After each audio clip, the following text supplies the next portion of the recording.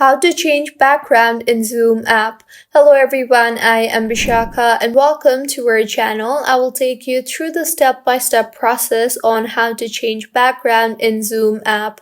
Now let's get right into the tutorial. Firstly, go ahead and open the Zoom application on your device. Now you can create a new meeting or join a meeting. Once you are in a meeting, if you want to change the background, then tap on the toolbar on the bottom of your screen and scroll through. You will see three dots there, tap on that. You will then see the option for backgrounds and effects. Tap on that and here you will see various backgrounds available for you to change.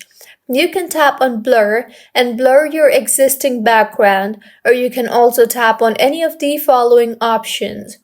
You can also tap on video filters and add filters, and you can tap on avatars option and create an avatar and further use it during the meetings.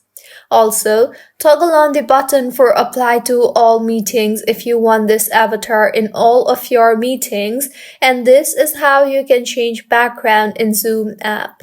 If you find this tutorial helpful, please make sure to like the video and do subscribe to our channel for more contents like this. Thank you for staying with us until the end.